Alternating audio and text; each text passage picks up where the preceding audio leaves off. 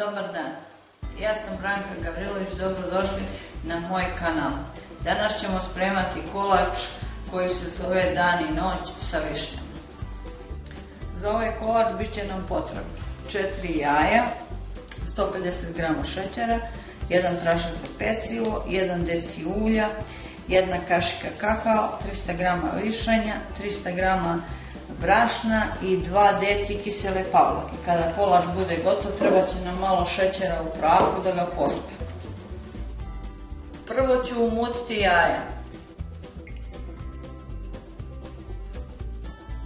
Dodat ću šećer i mutiti dok se ne istopi.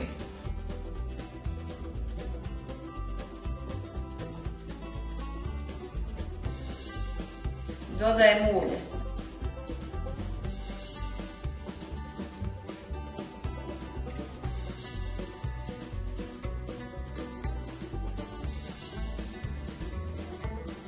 Potom dodajem kiselu pavlaku.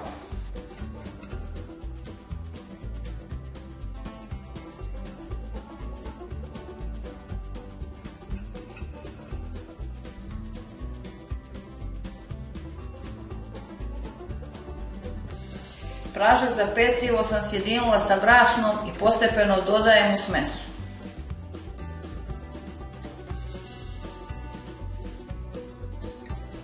Kad smo umutili, sad delimo na 2 dela.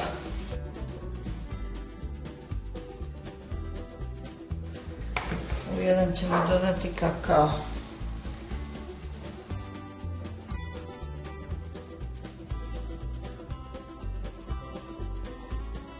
Sada ćemo to fino izručiti u pleh.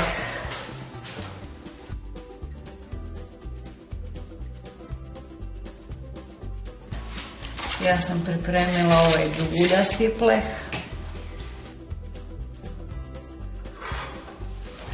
Prvo se sipa žuta smesa, pa se ređaju višnje.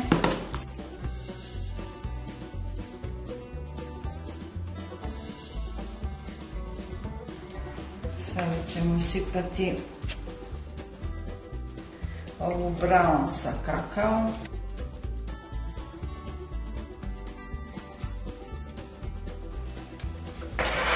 A sad ćemo opet staviti višnje.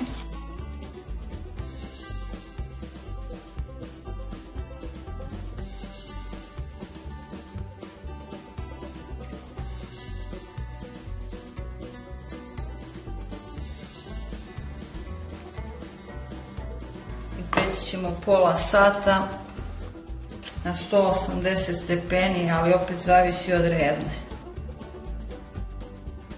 Može da probate čačkalicom da li je pečeno.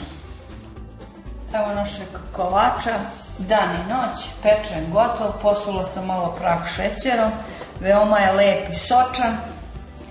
Ako vam se recept svideo, vi pokušajte napravite, ostavite komentar, prijavite se na moj kanal. Doviđenja i prijatno, vidimo se u sljedećem videu sa nekim novim receptom.